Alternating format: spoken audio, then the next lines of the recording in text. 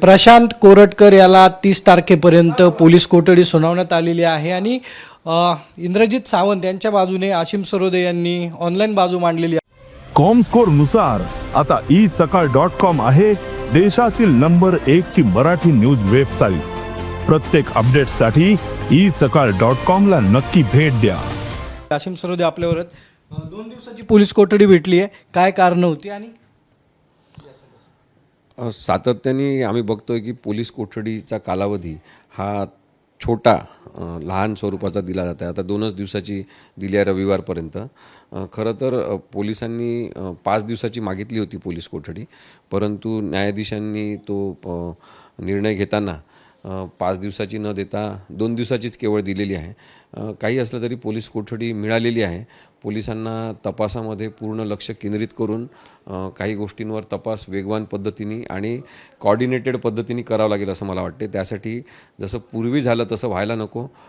Nagpur police असतील, Chandrapur police असतील यांनी कोल्हापूर पोलिसांना पूर्ण मदत आणि सहकार्य करून हा तपास वेगवान पद्धतीने करता येऊ शकतो असं मला वाटते। सर, रिमांडची कारणं काय होती? पोलिसांनी कशासाठी रिमांड मागितलं होतं आणि खरंच अशी परिस्थिती कोरटकरच्या बाबतीत झालेली आहे? सुरुवातीला तर आरोपीचे आवाजाचे नमुने घ्यायचे होते। त्यांनी आता म्हटलं की आवाजाचे नमुने आम्ही घेतलेले आहे आणि ते फॉरेन्सिकला तपासासाठी पाठवलेले आहे। त्यानंतर त्यांचं पोलिसांनी हे म्हणणं मांडलं पोलिसांतर्फे आणि सरकारी वकिलांतर्फे सुद्धा की साधारणतः 6 ते 7 गावांमध्ये प्रशांत कोरटकर यांनी प्रवास केला आणि तिथे ते लपून बसण्याचा प्रयत्न त्यांनी केलेला आहे। त्यामुळे त्या सगळ्या शहरांमध्ये सुद्धा चौकशी झाली पाहिजे। आता एक ऑब्जेक्शनेबल अत्यंत गोष्ट मला वाटली की हॉटेल सिद्धार्थ प्रीमियर नावाचं जे चंद्रपूरचं हॉटेल आहे तिथे त्याला लपून बसण्यासाठी धीरज चौधरी नावाच्या व्यक्तीने मदत केली आणि धीरज चौधरीची माहिती घेतली असता असं पुढे आलं की तो बुकी आहे, म्हणजे ऑनलाईन सट्टा बाजार चालवणारा व्यक्ती आहे। त्यामुळे हे बाकीचे जे लोक ज्यांची नावं आता सरकारी वकिलांनी किंवा पोलिसांनी माझ्या माहितीप्रमाणे घेतले त्याच्यामध्ये हिफाजत अली म्हणून कोणीतरी इंदोरचा आहे, प्रशिक पडवेकर कोणीतरी आहे, असं कळते की BJPच्या एका नेत्याचा तो काहीतरी कार्यकर्ता आहे आणि धीरज चौधरी आणि काही अजून 1-2 नावं घेतले। तर या सगळ्या लोकांची सुद्धा चौकशी करावं लागेल कारण की त्यांनी त्याला कार एक प्रोव्हाइड केली जी कार पोलिसांनी जप्त केली असं म्हणतात। माझं म्हणणं आहे की या सगळ्या ठिकाणी 2-3 राज्यांमध्ये फिरताना वेगवेगळ्या कार त्यांनी वापरल्या असतील त्याचीसुद्धा माहिती घेणं आवश्यक आहे। मग आता या लोकांचे नावं माहीत आहेत, त्यांना पोलिसांनी सांगितलं की व्हॉट्सअपद्वारे आम्ही नोटीस इश्यू केलेली आहे आणि त्यांना ती मिळालेली आहे। हे जर काही जण हजर झाले तर त्यांची चौकशी समोरासमोर प्रशांत कोरटकर याच्या करून काही गोष्टी माहिती करून घेणं किंवा उघड होणं ही प्रक्रिया होऊ शकते आणि त्यामुळे त्यांना पोलीस कोठडी पाहिजे होती असं त्यांनी सांगितलं। मला वाटते की ती कारणं योग्य होती। पोलिसांना तशाप्रमाणे पोलीस कोठडी देणं आवश्यक होतं, पण न्यायालयाने असं ठरवलं की 2 दिवसाचीच पोलीस कोठडी द्यायची। तर परत कदाचित पुढच्या वेळेस पुन्हा एक्सटेन्शन त्या पोलीस कोठडीचं होऊ शकेल की या 2 दिवसात पोलिसांनी काय प्रगती केली ते पाहून न्यायालय पुन्हा पोलीस कोठडीमध्ये वाढ करायची काय ठरवेल। पण प्रशांत कोरटकर हा बुकीच्या संपर्कात होता हे तुम्ही म्हणताय, म्हणजे तपासात निष्पन्न झालं आहे बुकीचं मोठं रॅकेट त्याला सपोर्ट करत होतं असू शकते। त्यामुळे आर्थिक व्यवहार काय पोलिसांनी कारण लिहिलंच आहे की त्याला ह्या सगळ्या ठिकाणी प्रवास करण्यासाठी हॉटेलमध्ये रूम बुक करण्यासाठी त्यांनी म्हटलं आहे की आरोपी 25/2/2025 ते 1/3/2025 आणि 18/3/2025 ते 24/3/2025 या कालावधीमध्ये कुठे लपून बसला होता आणि त्याला तेव्हा आर्थिक मदत कोणी केली याचा तपास त्यांना करायचा आहे। नाही, पण क्रॉस सुरू असताना तुमची घाग आणि तुमची तुतुममे झाली काय? घाग ॲडव्होकेट घाग हे त्याची बाजू मांडत आहेत आरोपीची आणि ती बाजू प्रामाणिकपणे आणि पूर्ण लढवून मांडणं हे त्यांचं कर्तव्य आहे। त्या पद्धतीने ते करत होते। पण मला असं वाटलं की मी जेव्हा वस्तुस्थिती मांडतो एका फिर्यादीतर्फे ज्यांनी न्यायाची चाकं फिरवण्यासाठी मदत केलेली आहे, ज्यांनी एक चेहरा महाराष्ट्रासमोर आणलेला आहे की अशा प्रकारे जातीय दंगली पेटवून देणारे वक्तव्य करणं, छत्रपती शिवाजी महाराज, छत्रपती संभाजी महाराज आणि जिजाऊ माँसाहेब यांच्याबद्दल अत्यंत विभत्स स्वरूपाचं आणि त्यांच्या चारित्र्याची मोडतोड करणारं वक्तव्य करणारा एक माणूस जर एका चांगल्या इतिहास अभ्यासकांनी समोर आणलेला आहे तर मला असं वाटते की त्या इतिहास संशोधकाची बाजू तक्रारदार म्हणून ऐकून घेणं हे न्यायालयाचं काम आहे. ते न्यायालय ऐकत होती माझी बाजू, पण हे असताना त्यांनी अचानक इंटरफेअर केलं की म्यूट करा यांचा आवाज असं वगैरे. म्हणजे हे काही पण बोलतील तेव्हा सगळ्यांनी ऐकून घ्यायचं आणि बाकीच्यांचा आवाज म्यूट करायचा हे चुकीचं वाटल्यामुळे मला तुम्ही असंही म्हणलात ना की महाराष्ट्राचा सगळा आवाज म्यूट झाला आहे. हो, मी हे म्हटलं कारण की ही साधारणतः प्रवृत्ती दिसते की जे वास्तव सांगत असतील, वस्तुस्थितीवर बोलत असतील, त्यांचा आवाज दाबायचा, म्यूट करायचा, हे आपण अगदी संसदेपासून सगळीकडे पाहतच आलो आहे. त्यामुळे ही एक प्रक्रियाच आहे की आवाज म्यूट करा. जे खरं सांगत असतील, सत्य बोलत असतील, वस्तुस्थिती मांडत असतील, त्यांचा आवाज म्यूट करा. हे सगळं जोडलं गेलं माझ्या डोक्यामध्ये. त्याच्यामुळे मी त्याच्यावर आक्षेप घेतला होता.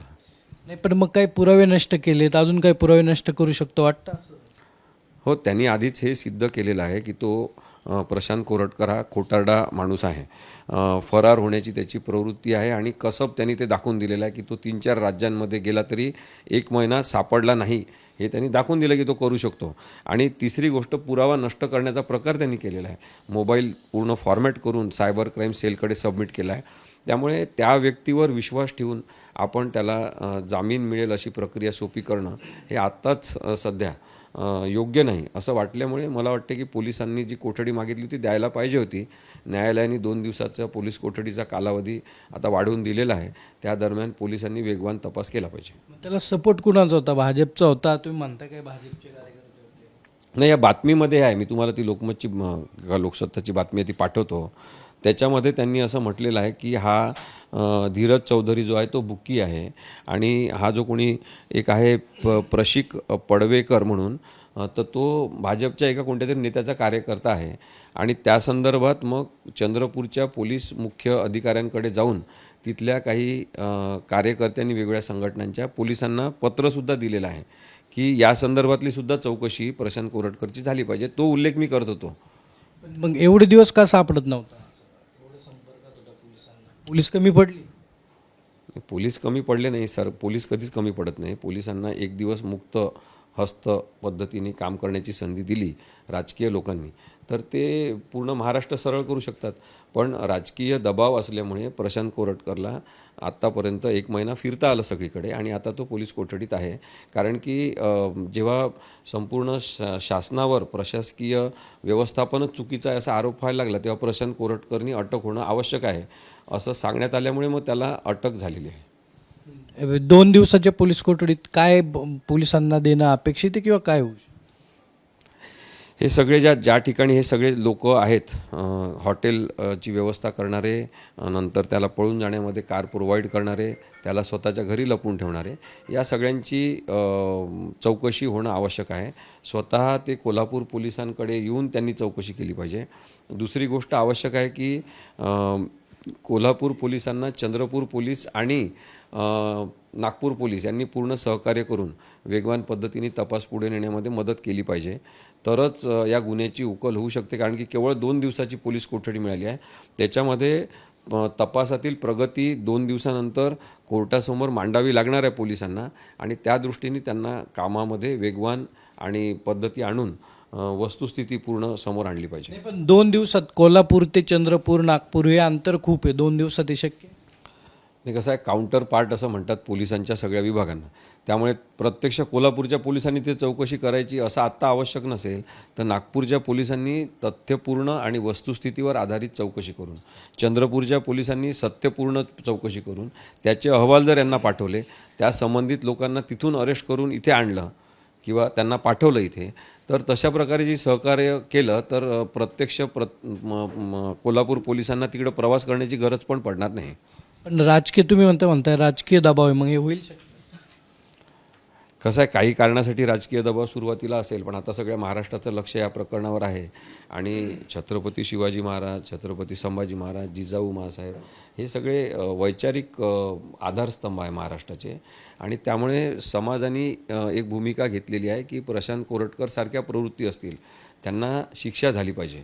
त्यांचा चेहरा उघड झाला पाहिजे. आणि म्हणून ते मग केवळ प्रशांत कोरटकरबद्दल आता लोक बोलत नाही, राहुल सोलापूरकरबद्दल बोलतात की त्यांना का तुम्ही लपवून ठेवलेलं आहे, त्यांना पोलीस संरक्षण का दिलेलं आहे. या सगळ्या गोष्टी ज्या आहेत त्या आपण समजून घेतल्या पाहिजे की इतिहासाचं विडंबन करणं, इतिहासाची वस्तुस्थिती बदलून सांगण्याचा प्रयत्न करणं आणि तशा चुकीचं वक्तव्य करणाऱ्या लोकांना संरक्षण देणं आणि मग जे ॲक्च्युअली वस्तुस्थितीवर बोलतात त्यांच्यावर मात्र गुन्हे दाखल करणं, हे जे काही सुरू आहे या संदर्भात लोक आता सजग झालेले आहेत. नाही, पण हे या प्रकरणानंतर अजून एक त्याच्यावरती FIR दाखल आहे, त्या गुन्ह्यात वर्ग करू शकतात त्याला? नाही, दोन FIR आहेत, एक नागपूरला आहे आणि एक जालन्याला आहे. त्यामुळे ते FIR इकडे पोलिसांनी 0 FIR म्हणून ट्रान्सफर केले पाहिजे आणि तीसुद्धा प्रक्रिया होईल. त्यामुळे एका गुन्ह्यात जामीन झाला याचा अर्थ दुसऱ्या 2 गुन्ह्यात झाला असं होत नाही. त्यामुळे त्याच्यामध्ये त्याला केव्हाही अरेस्ट होऊच शकते पुन्हा एकदा. म्हणजे नागपूर पोलीस 30 तारखेला त्याची कस्टडी मागू शकतात? हे नागपूर पोलिसांना कस्टडी मागण्यापेक्षा त्यांनी FIR नागपूरचा आणि जालन्याचा हे कोल्हापूरला ट्रान्सफर केले पाहिजे, हे न्यायाच्या दृष्टीने जास्त योग्य आहे. हे याच संदर्भातले गुन्हे आहेत का वेगळे कलम आहेत त्या दोन्ही? या संदर्भातले गुन्हे आहेत. त्यामुळे प्रत्येक स्वतंत्र गुन्ह्यासाठी स्वतंत्र चौकशी आणि स्वतंत्र पोलीस कोठडी मागितली जाऊ शकते. की प्रशांत कोरटकर याच्या अडचणीमध्ये 30 तारखेलाही वाढ होऊ शकते. कॅमेरामन किरण काजळेसह सागर साम TV पुणे. देश विदेशातील प्रत्येक घडामोडींचे लाईव्ह अपडेट मिळवण्यासाठी आता साम टीव्हीच्या सर्व सोशल मीडिया प्लॅटफॉर्मला लाईक, फॉलो आणि सबस्क्राईब करा. तसंच सर्व नोटिफिकेशनसाठी बेल आयकॉन प्रेस करायला विसरू नका.